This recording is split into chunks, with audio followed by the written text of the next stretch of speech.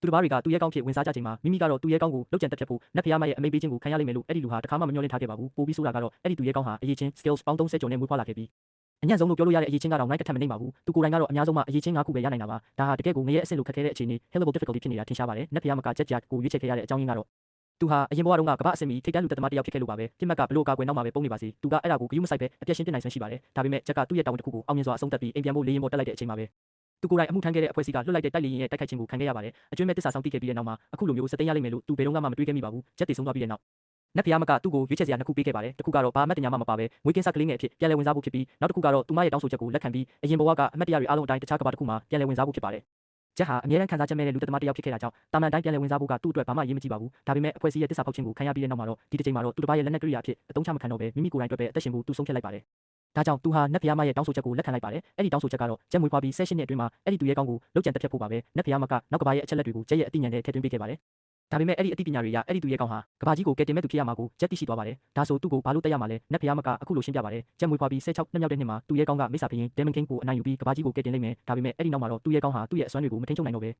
18နှစ်မြောက်ပြီးတဲ့နောက်မှာကဘာကြီးကိုပျက်စီးစေလိမ့်မယ်လို့ဆိုပါတယ်တကယ်လို့ဂျက်ကအသက်16နှစ်မတိုင်ခင်သူရဲ့ကောင်းကိုတက်လိုက်မယ်ဆိုရင်လည်းကဘာကြီးဟာမိစ္ဆာဖရင်ရဲ့လက်အောက်မှာကမောက်ကမဖြစ်ပြီးပျက်စီးသွားပါလိမ့်မယ်ဒါကြောင့်ဂျက်ဟာဒီတာဝန်ကိုသူရဲ့ကောင်းမွေးဖွားပြီး16နှစ်နဲ့18နှစ်ကြာကာလအပိုင်းခြားအတွင်းမှာအပြီးတက်ရမှာဖြစ်ပါတယ်။လောက်ကျန်တက်ဖြတ်မှုပုံမချုံးမွေးစေဖို့အတွက်နတ်ဖျားမကချက်ကို rank ကနေ rank အထိရှိတဲ့အရေးချင်း skills 9ခုနဲ့သူ့လိုရှိတဲ့စွမ်းအင်တဲ့ attributes တွေကိုစိတ်ကြရွေးချယ်ခွင့်ပေးခဲ့ပါတယ်။မရွေးချယ်ခင်မှာဂျက်ကနတ်ဖျားမကိုမေးခွန်းတစ်ခုမေးခဲ့ပါတယ်။သူရဲ့ကောင်းကိုမတက်ဖဲနဲ့ကဘာကြီးကိုကယ်တင်နိုင်ရင်ရောအဲ့ဒါလက်ခံနိုင်စရာဖြစ်မလား။နတ်ဖျားမကအဆင်ပြေပါတယ်လို့ပြန်လည်ဖြေကြားခဲ့တယ်။ဘာလို့လဲဆိုတော့သူမရဲ့တကယ်ရည်မှန်းချက်ကကဘာကြီးကိုကယ်တင်ဖို့ပဲဖြစ်လို့ပါပဲ။အဲ့ဒီလိုပြောပြီးနောက်သူမဟာပျောက်ကွယ်သွားပြီးဂျက်ကိုသူ့ရဲ့အရေးချင်းတွေနဲ့စွမ်းအင်တက်တွေကိုရွေးချယ်ဖို့ချန်ထားခဲ့ပါတယ်။ဂျက်ရဲ့စိတ်ကူးတွေမြက်မြက်ဆန်ဆန်လက်ပတ်နေခဲ့တယ်။ဘာလို့လဲဆိုတော့ရွေးချယ်စရာအရေးချင်းပေါင်း100နှစ်ဆက်တူညကျော်ရှိနေပေမဲ့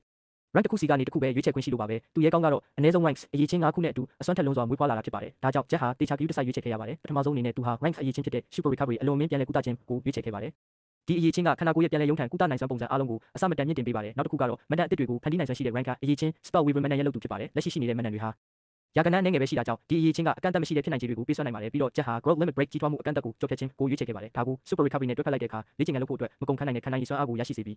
းဘလို့စွမ်းရည်ကိုမဆိုလင်းမြန်စွာတိုးတက်လာစေပါတယ် rank အရေးချင်းအတွက်တော့ဂျက်ဟာ martial arts ကိုခံပညာကိုရွေးချယ်ခဲ့ပါတယ်ဘာလို့လဲဆိုတော့စစ်မှန်တဲ့လူသက်သမားတစ်ယောက်ဟာအနီးကပ်တိုက်ခိုက်ရေး close quarters combat မှာကျွမ်းကျင်ရမှာဖြစ်လို့ပါ rank အရေးချင်းကိုရောက်တဲ့အခါမှာတော့ဂျက်ဟာမမျှော်လင့်ထားတဲ့ရွေးချယ်စရာတစ်ခုကိုတွေ့လိုက်ရပါတယ်ဒီအရေးချင်းကိုဒီနေရာမှာထည့်ထားတာဟာနတ်ဖျားမမှာအမြင်မရှိဘူးဆိုတာကိုပြနေတာပါပဲအရေးချင်းတွေကိုရွေးချယ်ပြီးတဲ့နောက်မှာတော့စွမ်းအင်တဲ့ attribute ရွေးချယ်မှုရောက်လာပါတယ်လူအများစုဟာတမျိုးတည်းနဲ့ပဲမွေးဖွားလာတတ်ပြီးစွမ်းအင်တဲ့တွေများလာလေကြီးထွားမှုနှုန်း growth speed နှိမ့်ကွေးလေဖြစ်တတ်ပါတယ်ဒါပေမဲ့ဂျက်ကတော့ရေမြင့်နဲ့လေဆိုပြီးစွမ်းအင်တဲ့လေမျိုးလုံးကိုရွေးချယ်ခဲ့ပါတယ်ဘာလို့လဲဆိုတော့သူ့မှာ super recovery ရှိနေတာကြောင့်အဲ့ဒီဆိုကြိုးအတွက်စိတ်ပူစရာမလိုလို့ပါပဲရွေးချယ်မှုတွေအားလုံးပြီးသွားတဲ့အခါဂျက်ဟာမျက်စိတမိတ်တွင်းမှာပဲနောက်ကဘာတစ်ခုမှပြန်လည်မွေးဖွားလာခဲ့ပါတယ်ဒီကဘာမှာတော့အလှဆုံးမျိုးသမီးဟာသူ့ရဲ့မိခင်ဖြစ်ပြီးသူမဘေးကခံရထဲဝါတဲ့အမျိုးသားကတော့သူ့ရဲ့ဖခင်ဖြစ်ပါတယ်ဒီမိသားစုဟာလူသက်သမားမျိုးရိုးမြင့်မိသားစုဖြစ်တဲ့ House of Boran Choi ပဲဖြစ်ပါတယ်သူ့ရဲ့ဖခင်ကဂျက်ကိုအချိန်တိုင်းရဲ့အတော်ဆုံးထိပ်တန်းလူသက်သမားတစ်ယောက်ဖြစ်အောင်ပြုစုပြောင်းထောင်ပေးမယ်လို့တစ္ဆာဆိုခဲ့ပါတယ်ဂျက်ရဲ့တာဝန်ကလည်းသူ့ရဲ့ကောင်းကိုတက်ဖို့ဖြစ်တာကြောင့်အရာအားလုံးဟာသူ့ရဲ့အစီအစဉ်တိုင်းကွက်တိဖြစ်နေခဲ့ပါတယ်ခုနှစ်နှစ်ဆိုတဲ့အချိန်ဟာမျက်စိတမိတ်အတွင်းကုန်းဆုံးသွားခဲ့ပြီးဂျက်ဟာပါရမီရှင်တစ်ယောက်ဖြစ်လာခဲ့ပါပြီသူ့ရဲ့အင်အားကိုပုံမတိုးတက်စေဖို့အတွက်မိမိကိုယ်ကိုပြင်းထန်တဲ့စီကံတွေချမှတ်ခဲ့ပါတယ်ဥပမာအားဖြင့်ခန္ဓာကိုယ်ဖွံ့ဖြိုးမှုအပိုင်းမှာသူ့ရဲ့အစားအသောက်ဟာအားကစားသမားတွေလိုပဲတိကျတဲ့ဟာရသိပ္ပံစနစ်အတိုင်းစားသုံးတာကြောင့်သူကိုယ်တိုင်ပဲချက်ပြုတ်လို့ရှိပါတယ်သူချက်တဲ့ဘလိုရိုးရိုးဟင်းပွဲမဆိုဒေတာထွက်အထူးဟင်းပွဲဖြစ်လာနိုင်လောက်အောင်ကောင်းမွန်လာပါတယ်သူ့ရဲ့ဖခင်ကလည်းသူ့ရဲ့ခန္ဓာကိုယ်ကြံ့ခိုင်မှုအခြေအနေကိုပုံမှန်စစ်ဆေးပေးပါတယ်ကြွက်သားတိဆောက်ပုံရိုးဖွဲ့စည်းပုံနဲ့ခန္ဓာကိုယ်ရိုးစက်နိုင်တဲ့အမြင့်ဆုံးထောက်ချိုးစားတွေကိုစစ်ဆေးတာပါစစ်ဆေးမှုတိုင်းပြီးမှဖခင်ဖြစ်သူဟာဂျက်ရဲ့ကြီးထွားမှုအပေါ်အလွန်အမင်းကျဉ်းနဲ့အားရပြီးမိသားစုရဲ့လျှို့ဝှက်တက်ပညာဖြစ်တဲ့ Troy Magic ရိုက်တူဟက်ရဲ့မျက်လက်မျက်လုံးကိုတင် जा ပေးဖို့အချိန်တန်ပြီလို့ခံစားလိုက်ရပါတယ်အဲ့ဒီမျက်လက်မျက်လုံးနဲ့ဆိုရင်ဂျက်ဟာအဝေးကြီးထိမြင်နိုင်ပြီးလူတွေစီကနေဖြာထွက်နေတဲ့မော်မော်စွမ်းရင် Magic တွေကိုလည်းအာရုံခံနိုင်ပါတယ်ဒါ့အပြင်လှုပ်ရှားမှုတွေကိုမြင်နိုင်စွမ်း Dynamic Vision ကိုမြင့်တင်ပေးပြီးညဘက်မြင်ကွင်း Night Vision ကိုပါရရှိစေတာကြောင့်လောက်ကျန်တက်ဖြတ်မှုအတွက်အထူးပင်ပြည့်စုံလာပါတယ်နောက်ထပ်အနေနဲ့သူ့ရဲ့ဖခင်ဟာသူ့အတွက်မနက်ဆရာမတစ်ယောက်ကိုစီစဉ်ပေးခဲ့ပါတယ်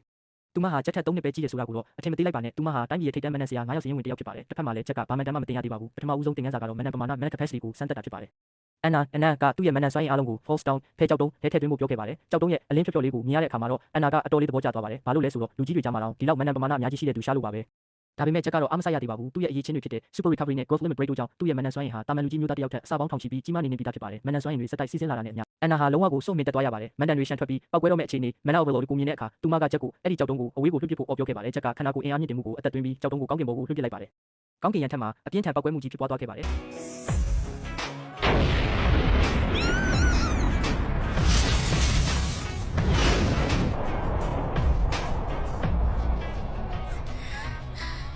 တယ်အဲ့ဒီညမှာဂျက်ဟာ Fox City ပေါ်ကပောက်ကွဲမှုကိုပြန်လည်တွေးတောရင်းဒါဟာသူ့ရဲ့ကောင်းကိုလှုပ်ကြံမှုအတွက်အကောင်းဆုံးနည်းလမ်းဖြစ်လိမ့်မယ်လို့တွေးလိုက်ပါတယ်အဓိကပြဿနာကတော့အဲ့ဒီကြောက်တုံးတွေကိုအရေးအတွက်အများကြီးဘယ်လိုရယူမလဲဆိုတာပါပဲအဲ့ဒီချိန်မှာပဲတကားခောက်တန်ကြားလိုက်ရပြီးတကားဝမှာရက်နေတဲ့အန်နာကိုတွေးလိုက်ရပါတယ်သူမကချက်နဲ့အတူလာအိတ်တာလို့ပြောပါတယ်မောင်နှမတွေလိုတန်ရောစင်ပုံမခိုင်ရဲစေဖို့အတွက်လို့ဆိုပါတယ်ဂျက်ကတော့ချက်ချင်းပဲညှင်းဆန်လိုက်ပြီးသူကဘလို့ဖြစ်ပြီးသူမရဲ့မောင်လေးချက်ချင်းဖြစ်သွားရတာလေလို့မေးခဲ့ပါတယ်ဂျက်ကအမှန်တရားကိုမသိသေးတာကိုမြင်တဲ့အခါအန်နာကဖခင်ဖြစ်သူကမပြောပြသေးတာကြောင့်ဒါကိုဆရာမရဲ့အမိတ်တစ်ခုအနေနဲ့ပဲသဘောထားဖို့ဝေဝါးဝါပြန်ဖြေခဲ့ပါတယ်ဒါကြောင့်အဲ့ဒီညမှာသူတို့နှစ်ယောက်အတူတူအိပ်ပျော်သွားခဲ့ကြပါတယ်နောက်ရက်မှာတော့အန်နာကဂျက်ကိုခေါ်သွားပြီး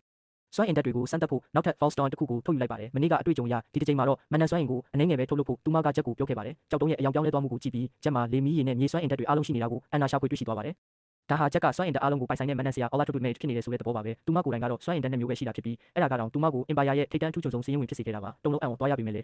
အန်နာကဂျက်ကိုစွမ်းအင်ဓာတ်ပြောင်းလဲခြင်းအတတ်ပညာကိုဆက်လက်လမ်းညွှန်သင်ကြားပေးပါတယ်သူမရဲ့အထူးပြုဖြစ်တဲ့မြေဓာတ်နဲ့စတင်ခဲ့တာပါလမ်းညွှန်မှုလို့ခေါ်ဆိုပေမဲ့လည်းတကယ်တော့ဂျက်ကိုမြေဓာတ်နဲ့လိုက်ရောညီထွေဖြစ်တဲ့မန်နန်စွမ်းအင်တွေခန္ဓာကိုယ်ထဲမှာဘယ်လိုစီးဆင်းလဲဆိုတာကိုခန်းစားသိရှိစေတာဖြစ်ပါတယ်တစ်ချိန်ညခန်းစားသိရှိပြီးတဲ့နောက်မှာတော့ဂျက်ဟာမြေဓာတ်မန်နန်ထုတ်လုပ်မှုကိုလျင်မြန်စွာပဲတက်မြောက်သွားခဲ့ပါတယ်ဒါပေမဲ့အဲ့ဒီအချိန်မှာနားမလည်နိုင်တဲ့လျှို့ဝှက်မန်နန်စာသားတွေဟာဂျက်ရဲ့စိတ်အာရုံထဲမှာရုတ်တရက်ပေါ်ပေါက်လာခဲ့ပါတော့တယ်